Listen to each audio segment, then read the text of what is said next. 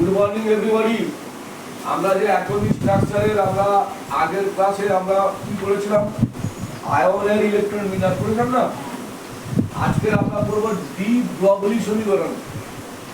De Broglie এমন একজন বিজ্ঞানী যিনি প্রথম বলেছিলেন ইলেকট্রনের দুটি ধর্ম আছে। ইলেকট্রনের দুটি ধর্ম, হ্যাঁ, ইলেকট্রনের দুটি ধর্ম, একটা হচ্ছে কণা ধর্ম, দুই হচ্ছে তরঙ্গ ধর্ম। তাহলে ইলেকট্রন যে তরঙ্গ হিসাবে বিবেচিত হয়, এটা কোন বিজ্ঞানী প্রথম বলেন? কোন বিজ্ঞানী কথা বলেন? De Broglie. তিনি একটা ইকুয়েশন তৈরি করেছিলেন, যে ইকুয়েশন থেকে বোঝা গিয়েছিল যে ইলেকট্রন কণাও ঘটে আবার ইলেকট্রন তরঙ্গ ঘটে। নাকি তিনি বলেছেন lambda equal two h/mv, lambda equal two h/mv। যেমন ল্যামডা মিন্স তরঙ্গ দৈর্ঘ্য, m মিন্স ভর, v মিন্স গতিবেগ। ভালো লক্ষ্য করো, যে কণা তার কি থাকবে? ভর থাকবে। ডি ব্রগলি সমীকরণে আমরা কি পেয়েছি? m মানে ভর, তরঙ্গ দৈর্ঘ্য মানে সে তরঙ্গের তরঙ্গ দৈর্ঘ্য থাকে, অন্য কারণে তরঙ্গ দৈর্ঘ্য হবে না, তরঙ্গের তরঙ্গ দৈর্ঘ্য থাকবে। তাহলে ল্যামডা মানে তরঙ্গ দৈর্ঘ্য। তাহলে m প্রমাণ করে ইলেকট্রনের কণা ধর্ম আছে, ল্যামডা প্রমাণ করে ইলেকট্রনের তরঙ্গ দৈর্ঘ্য আছে। এটাই হচ্ছে ডি ব্রগলি সমীকরণ, ল্যামডা ইকুয়াল টু h/mv। তাহলে ডি ব্রগলি, তাহলে প্রথম কোন বিজ্ঞানী প্রমাণ করেন যে ইলেকট্রনের কণা ধর্ম এবং তরঙ্গ দৈর্ঘ্য আছে? De Broglie. আবার মাল্টিপল চয়েসে করতে পারে, ডি ব্রগলির সমীকরণটি লিখো। তাহলে lambda equal two h/mv, lambda means তরঙ্গ দৈর্ঘ্য, h মিন্স প্ল্যাঙ্ক ধ্রুবক, প্ল্যাঙ্ক ধ্রুবক, m মিন্স ইলেকট্রন ভর, v মিন্স গতিবেগ। এবার প্রতিপাদন করব, এই সূত্রটা কি করে এলো? প্রতিপাদন অর্থাৎ ডি ব্রগলি সমীকরণটা কিভাবে এলো। হয়তো মাল্টিপল চয়েসের ক্ষেত্রে তো প্রমাণ করবে না, কিন্তু জানতে হবে আমাকে কিভাবে করে। আমরা জানি কি ই ইকুয়াল টু এইচ নিউ করেছিলাম। আবার নিউ মানে আমরা জানি সি বাই ল্যামডা, মানে সি মানে আলোর গতিবেগ বাই ল্যামডা। আবার আমরা পড়েছি আইনস্টাইনের সমীকরণ থেকে E equal to M C square, এটা পড়েছি তো নাকি? তাহলে E equal to H C by lambda, আবার E equal to M C square. তাহলে এইটা সমান এইটা, তাহলে অতএব H into C by lambda equal to M C square. ঠিক না ভুল? ঠিক। তাহলে 1 by lambda equal to M C square by C H. ঠিক না ভুল? একটা সি কেটে যাবে, তাহলে 1 by lambda equal to MC by H. উল্টে দাও, উভয় পক্ষকে উল্টে দাও। তাহলে lambda equal to H by C, মানে কি? আলোর গতিবেগ। আর ইলেকট্রনের গতিবেগ যদি ভি হয়, তাহলে সির জায়গায় ভি বসবে, তাহলে এইচ বাই এম ভি। দেখো প্রমাণ হলো। এটা আছে ডি ব্রগলি সমীকরণের প্রমাণ, lambda equal to H by M V, de Broglie সমীকরণের প্রমাণ হলো। এবার আমরা চলে যাবো, দেখো একটা খুব ইন্টারেস্টিং জিনিস। দেখো খোলা হতে তোমাদের প্রথমটা একটা বুঝি।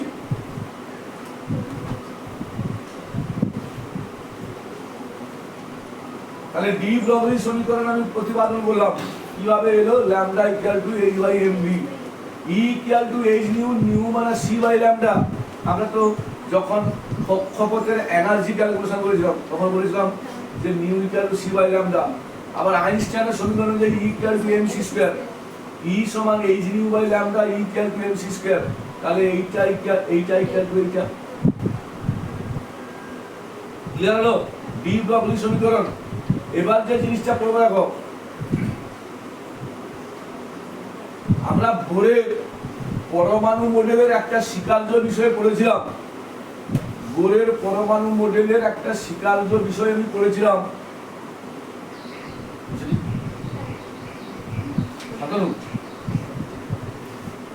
বোরের পরমাণু মডেলের স্বীকার্য বিষয়ে আমরা পড়েছিলাম এম, মনে পড়ে, M V R equal to N into H by twice pi, এটা পড়েছিলাম। M V R equal to N into H by twice pi. আমি কি এখানে লিখতে পারি M V equal to N H by two pi R, বলতে পারি? এটার নাম দিলাম 1 নম্বর ইকুয়েশন। আবার ডি ব্রগলি সমীকরণ কি বলেছে গো? ডি ব্রগলি সমীকরণ বলেছে lambda equal to H by, এটা বলেছে তো, lambda equal to H by MV. এইবার দেখো lambda equal to H by MV, আমি এই এমবির জায়গায় এই এমবির মানটা বসি, বুঝলি? তাহলে lambda equal to H by এমবির জায়গাটা বসাবো N H by 2 pi R, তাই তো? আচ্ছা আমি যদি এটা উল্টে যাবে তো 2 পাই আর ইনটু এইচ, তাই তো, বাই এনএইচ। দেখো একটা এই জায়গায় চলে যাবে, আরো না এটা স্বাভাবিক, বুঝতে পারছি না? আমি এই যে এই এমবির মানটা এই এমবিতে বসিয়ে দিলাম, হ্যাঁ আমি এইটা বেরিয়েছি না, তাহলে এইচটা হবে তো, তাহলে আমি লিখতে পারি অতএব 2 pi R equal to N into lambda. তাহলে 2 পাই আর ওটা করে দিয়েছে কি? এই না কি প্রমাণ হলো দেখো, ইলেকট্রন যে কক্ষপথে ঘুরছে 2 পাই আর মানে কি? একটা বৃত্তের কি হয়? ইলেকট্রন যে কক্ষপথে ঘুরছে সেই কক্ষপথের পরিধি ইলেকট্রনের তরঙ্গ দৈর্ঘ্যের সঙ্গে সরল গুণিতক।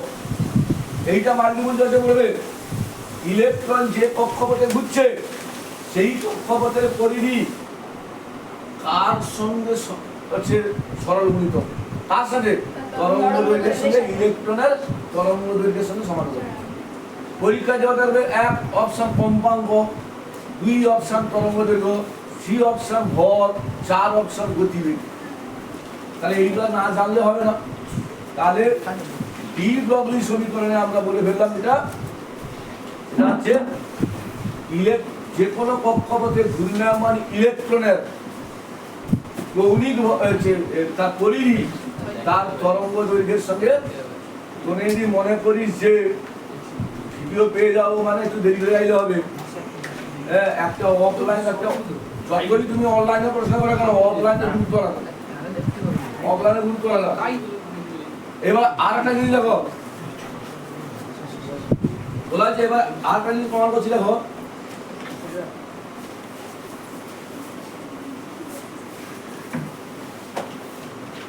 দেখো আমরা এক্ষুনি কি পেলাম গো? এক্ষুনি আমরা পেলাম 2 pi R equal to n into lambda, এক্ষুনি প্রমাণ করলাম তো। আবার দেখো ডি ব্রগলি সমীকরণ কি বলেছে? Lambda equal to H by জানি না এইচ বাই, এটা ক্লিয়ার না? ক্লিয়ার নয়? আমি এখানে দেখো এই ল্যামডার জায়গাটায় এইচ বাই এমবি বুঝলি, হ্যাঁ এই ল্যামডার জায়গাটায় এইচ বাই এমবি বুঝলি। তাহলে 2 pi R equal to n into H by M B, তো ঠিক না ভুল? হ্যাঁ এবার দেখো কোনাকুনি গুণ করে দাও, 2 pi R into M V equal to n into H, তো হ্যাঁ এবার দেখো বা এম ভি আর, এই দেখো M V R equal to n into H by twice pi, তো এটা বোরের পরমাণু মডেলের একটা সিদ্ধান্ত বিষয় নি, M V R equal to n into H by twice pi. তাহলে ডি ব্রগলি সমীকরণ থেকেও বোরের পরমাণু মডেলকে প্রতিপাদন করা যায়। ডি ব্রগলি সমীকরণ থেকেও আমরা আছে বোরের পরমাণু মডেলকে আমরা এইভাবে পেতে পারি। আমি আজকে সকালে তোদের কেমিস্ট্রি বইটা দেখছিলাম, দেখলাম যে সিলেবাস থেকে হচ্ছে ওদের কোয়ান্টাম তত্ত্বটা বাদ দিয়ে দিয়েছে, মানে সিলেবাসে বাইরে বের করে দিয়েছে কোয়ান্টাম তত্ত্ব, ওরা ফিরিয়ে দিয়েছে। হ্যাঁ, যাই হোক, সে বাদ দিয়েছে। এইবার একটা জিনিস দেখো, আমরা পড়বো হচ্ছে হাইসেনবার্গের অনিশ্চয়তা নীতি কি। হাইসেনবার্গের অনিশ্চয়তা নীতি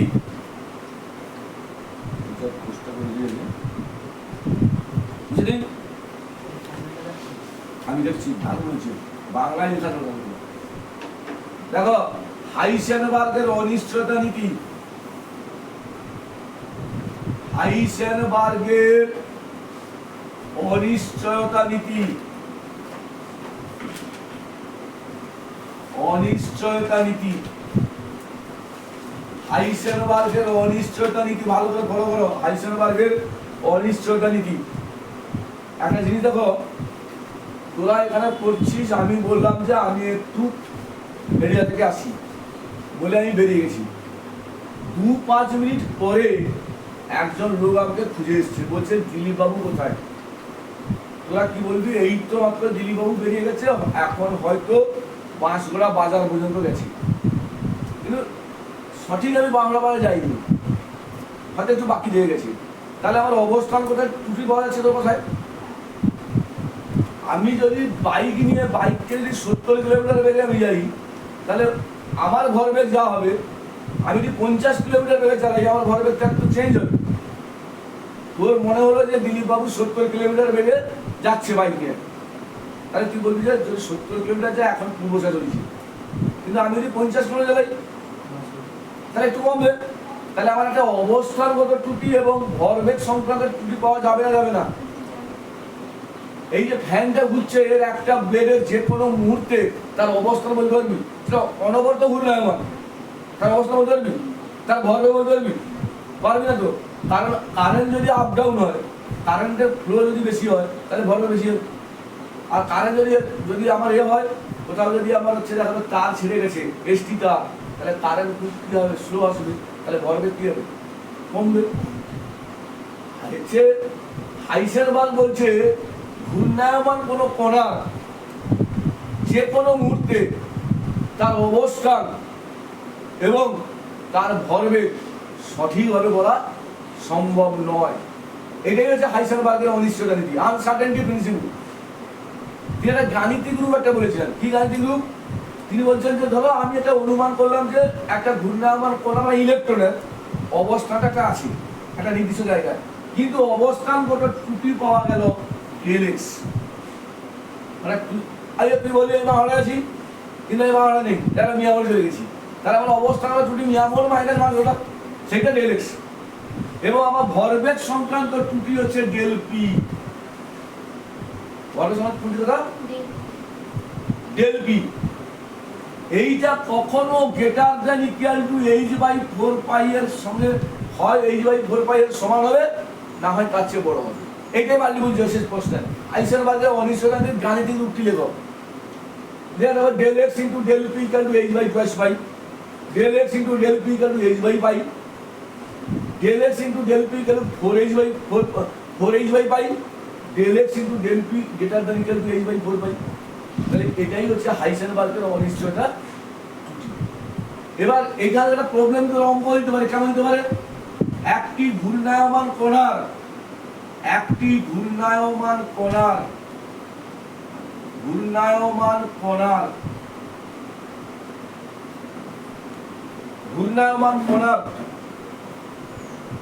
অবস্থানগত ত্রুটি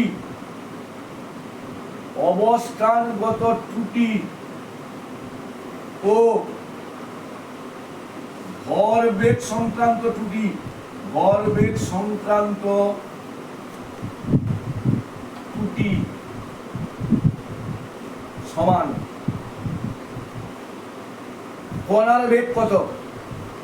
দারুণ কোশ্চেন এটা, পাল্টি বলেছেন। কণার বেগ কত? শুভঙ্কর আবার কি বলেছে? অবস্থানগত ত্রুটি ও ভরবেগ সংক্রান্ত ত্রুটি পরস্পর সমান। তাহলে আমি কি লিখতে পারি Δx = Δp। আবার আরো ভালো করে লক্ষ্য করো, তাহলে আমি এটা লিখতে পারি Δx = mv আবার ডেল পি সমান হয় এমভি, ঠিক না ভুল বলো? ঠিক তো? আমরা কি জানি del x into del p greater than equal to H by 4 pi, ঠিক না ভুল? ডেল এক্স মানে তো এমভি, ডেল পি মানেও বাবা MV, greater than equal to H by 4 pi, ঠিক না ভুল? ঠিক। তাহলে M square V square greater than equal to H by 4 pi, ঠিক না ভুল? ঠিক। তাহলে V square greater than equal to H by 4 pi M square, Shubhankar ঠিক না ভুল? অতএব V greater than equal to 4 এর বর্গমূল কত? আগে বর্গমূল ছিল 2, এম স্কয়ার বর্গমূল কত? আমি লিখতে পারি 1/2m into h by pi. এইটা মাল্টিপ্লিকেশন বেগ হবে, এই অপশনটা পেলে এই অপশনে আনসার হবে। তাহলে একটি ঘূর্ণায়মান করার অবস্থানগত ত্রুটি ও ভরবেগ সংক্রান্ত ত্রুটি পরস্পর সমান, ওনার বেগ কত? এটা ক্লিয়ার হলো না? হ্যাঁ, এটা একটা মাল্টিপ্লিকেশন যদি এই থেকে দেখে তোমার হচ্ছে হাইসেনবার্গের অনিশ্চয়তা নীতিতে এরকম প্রবলেম থাকতে পারে। এবার আমরা বলবো বোরের পরমাণু মডেলের সীমাবদ্ধতা। বোরের পরমাণু মডেলের সীমাবদ্ধতা বুঝে দিই।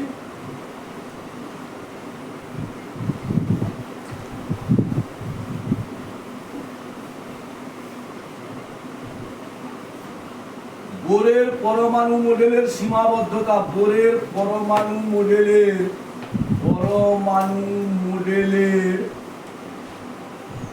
সীমাবদ্ধতা, বোরের পরমাণু মডেলের সীমাবদ্ধতা। দেখো 1 নম্বর পয়েন্ট হচ্ছে, ভালো করে শোন, Bohr's atomic model is applicable if and only single electronic system, একটা মাত্র ইলেকট্রন আছে এই রকম পরমাণু বা আয়নের ক্ষেত্রে বোরের পরমাণু মডেল প্রযোজ্য। মাল্টি ইলেকট্রনিক সিস্টেমের ক্ষেত্রে প্রযোজ্য নয়। আমরা পরীক্ষা মাল্টিপল কেমন বের হবে, এইচ এর ক্ষেত্রে কি প্রযোজ্য বোর মডেল? হ্যাঁ হ্যাঁ হ্যাঁ, তো একটাই ইলেকট্রন আছে। যদি বলে এইচ প্লাস এর ক্ষেত্রে কি প্রযোজ্য? এইচ প্লাস এর প্রয়োজন নয়, কেন? কোনো ইলেকট্রনই নেই। এইচ প্লাস মানে একটা ইলেকট্রন ছিল বেরিয়ে গেছে, কোনো ইলেকট্রনই নেই। আবার মাল্টিপ্লিকেশন আছে এইচ প্লাস এ কতগুলো বর্ণালী পাওয়া যাবে? এইচ প্লাস এ কোনো বর্ণালী পাওয়া যাবে না, কেন? কোনো ইলেকট্রনই নেই। কোনো ইলেকট্রন না থাকে ইলেকট্রন ট্রান্সফার হবে না, ইলেকট্রন ট্রান্সফার না হলে কোনো বর্ণালী পাওয়া যাবে না। যদি বলে এইচই, এর ক্ষেত্রে কি প্রযোজ্য? বলে কোনো মডেল দুটো আছে, প্রয়োজন হয়। যদি বলে এইচই প্লাস, এর ক্ষেত্রে কি প্রযোজ্য? প্রযোজ্য। আর একটা দুটো ছিল, একটা বেরিয়ে গেছে। এলআই ক্ষেত্রে কি প্রযোজ্য? তিনটা আছে, প্রয়োজন হয়। এলআই প্লাস এর ক্ষেত্রে প্রযোজ্য? এলআই 2 প্লাস এর ক্ষেত্রে প্রযোজ্য? यस। এরকম কয়েকটা দিয়ে দেন, চারটা হ্যান্ড জোড়া করে দিয়ে বলবে কোনটার ক্ষেত্রে প্রয়োজন হয় বা কোনটার ক্ষেত্রে প্রযোজ্য হয়েছে। তাহলে 1 নম্বর পয়েন্ট বললাম, Bohr's atomic model is applicable if and only single electronic system। 2, বোরের পরমাণু মডেল দ্বিমাত্রিক, পরমাণু ত্রিমাত্রিক অবস্থান নিয়ে কোনো ব্যাখ্যা করতে পারে না। মানে আমরা এতক্ষণ জানি এক্স অক্ষ আর কি অক্ষ, গ্রাফ পেপার তো তাই করেছিস, তাই না? কিন্তু পরমাণু যে ত্রিমাত্রিক অবস্থান সেটার সম্পর্কে আইডিয়া বোর দিতে পারেননি। 3 নম্বর হচ্ছে বোরের পরমাণু মডেল, বোরের পরমাণু মডেল হাইসেনবার্গের অনিশ্চয়তা নীতিকে অস্বীকার করে। হাইসেনবার্গ বলেছিল যে কোনো ঘূর্ণায়মান করার অবস্থান এবং ভরবেগ সংক্রান্ত ত্রুটি সঠিকভাবে নির্ণয় করা সম্ভব নয়, এই নীতিটাকে বলেছে অস্বীকার করে। হাইসেনবার্গের অনিশ্চয়তা নীতিকে অস্বীকার করে। 4, বোরের পরমাণু মডেল জিম্যান এফেক্ট ব্যাখ্যা করতে পারে না। ও what is Zeeman effect? Zeeman effect, Zeeman effect ব্যাখ্যা করতে পারে না। একটু ভালো করে শুনে নাও, যদিও তোমাদের ক্ষেত্রে ইম্পর্টেন্ট নয়, অনার্স লেভেলে আছে, একটু জিম্যান এফেক্টটা কি জেনে নাও। আমাদের তরঙ্গ দৈর্ঘ্য বলেছিল Lyman series, Balmer series, Paschen series, Brackett series, Pfund series, Humphreys series বলেছিল। যে কোনো সিরিজের একটা তরঙ্গ দৈর্ঘ্যকে মানে একটা তরঙ্গকে যদি কোনো ম্যাগনেটিক ফিল্ডে প্রেস করা হয়, মানে চৌম্বক ক্ষেত্রে রাখা হয়, স্প্লিটিং অফ দ্য ডাবলেট, জাস্ট ওনার সেই টার্মটা আছে, স্প্লিটিং অফ দ্য ডাবলেট, ডাবলেট মানে দুটো হয়ে যায়, একটা ভেঙে কটা হয়ে যায়, দুটো হয়ে যায়। এই ঘটনার নাম হচ্ছে জিমেন ইফেক্ট। বিজ্ঞানী জিমেন ব্যাখ্যা করেছেন যে কোনো ম্যাগনেটিক ফিল্ডে কোনো সিরিজের কোনো একটা তরঙ্গকে যদি ফেলে দেওয়া হয়, ওই তরঙ্গটা ভেঙে কটা তরঙ্গ দেওয়া হবে, মূলটা এইটা ভেঙে যদি দুটো হয় মানে হালকা দুটো হয়ে যাবে, তো হালকা হয়ে যাবে। এর যা তরঙ্গ দৈর্ঘ্য এর যতটা কমবে এর ততটা বাড়বে, তবে যোগ করলে এটা সমান হবে, তবে যোগ করলে সমান হবে। তাহলে এই ঘটনার নাম হচ্ছে জিমেন ইফেক্ট। অনার্সের ব্যাখ্যা আছে, এখানে যে বলেছি তোদের শুনে আনতে হবে জিমেন ইফেক্টের কি একটু বলে দিলাম, যে কোনো তরঙ্গ কোনো শারীর কোনো তরঙ্গকে ম্যাগনেটিক ফিল্ডে প্রেস করলে তার স্প্লিটিং অফ ডাবলেট, এই টার্মটা একটু লিখে রাখতে, splitting of doublet, DOUBLET, splitting of doublet, এটা ভেঙে যায়। তাহলে জিমেন ইফেক্ট ব্যাখ্যা করতে পারে না। এটা কি ক্লিয়ার হলো?